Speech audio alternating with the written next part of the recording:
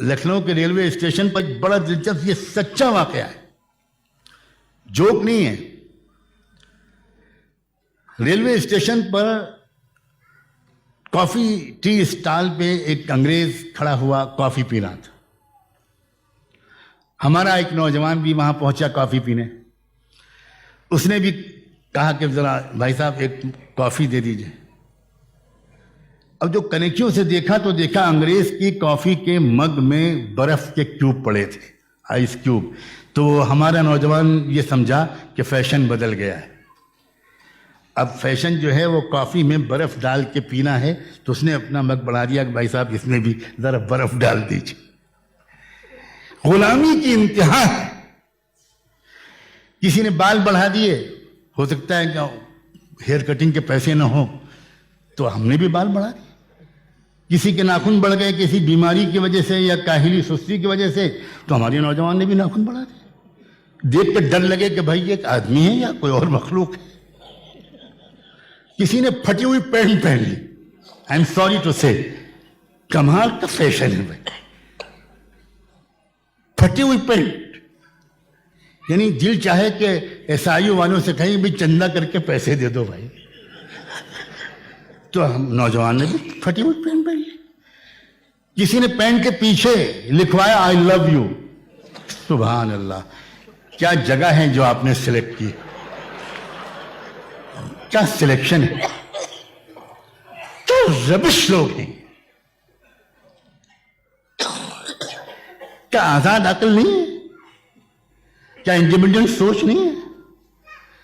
Bombay high court کے وکیلوں نے supreme court میں پٹیشن دائر کی اور یہ ریکویسٹ کی کہ مائی لارڈ، یہ بامبے کا جو ویدر ہے وہ بہت ہیومڈ ہوتا ہے، بہت گرمی لگتی ہے، یہ بلیک کوٹ اور بلیک پینٹ اس کو صاحب ہم کو معاف کر دیجئے، 4-6 مہینے ہم کو وائٹ کوٹ پہننے کی اجازت دے دیجئے۔ سپریم کورٹ نے کئی مہینے کے بعد پٹیشن کو ریجیکٹ کر دیا۔ کیوں؟ اس لیے کہ یو کے میں، برطانیہ میں، انگلینڈ میں وکیل لوگوں کا ڈریس بلیک کوٹ ہوتا ہے۔ ارے عقل کے سے محروموں، یو کے کا موسم دوسرا ہے۔ مگر غلام قومیں اس طرح سوچتی ہیں۔ صلاۃ والسلام ہو محمد الرسول اللہ پر، انہوں نے ہم کو مکمل آزادی بخشی، انہوں نے ہم کو ہماری عقلوں کا احترام کرنا سکھایا، موسم کا لحاظ کرنا سکھایا، کیا چیز تمہارے لیے بہتر ہے، شرافت بنا لباس کیا ہے، درمیانی وضاقتہ کا لباس کیا ہے، اور اس طرح کے اب تمام چیزوں میں اب لوگوں نے کھڑے ہو کے کھانا شروع کیا۔ عجیب بات ہے، انسان بیٹھ کر کھاتے تھے، جانور کھڑے ہو کر کھاتے تھے، مگر فیشن بدل گیا۔ اب میں نے امریکہ میں دیکھا جانور بیٹھ کر کھا رہے تھے، انسان کھڑے ہو کر کھا رہے تھے۔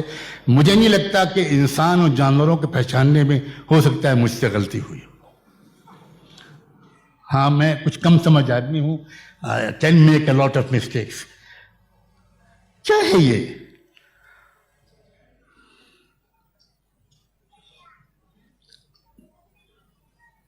جانوروں کو کے پاس چارہ لایا جاتا تھا، جانوروں کو چارے کے پاس لے جایا جاتا تھا، اور انسان کے پاس کھانا لایا جاتا تھا۔ یہ تہذیب تھی، شریفانہ تہذیب۔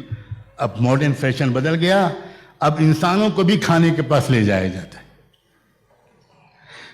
یہ وہ لوگ نہیں کر سکتے جو پڑھے لکھے ہوں، جو میچور ہوں، جن کو چوز کرنے کی عقل ہو۔ اور یاد رکھیں، اتباع سنت محمد الرسول اللہ کو اپنا رہبر بنانا زندگی کے ہر میدان میں یہ ہزاروں سجدوں سے، ہزاروں غلامیوں سے نجات دلواتا ہے۔ ایک آزاد سوچ، ایک مبنی بر تحقیق سوچ، ایک ایکیڈمک سوچ، ایک سائنٹیفک سوچ یہ دیتا ہے، اور اس کی ضرورت ہے ہمارے زمانے کو، سخت ضرورت ہے ہمارے ملک کو۔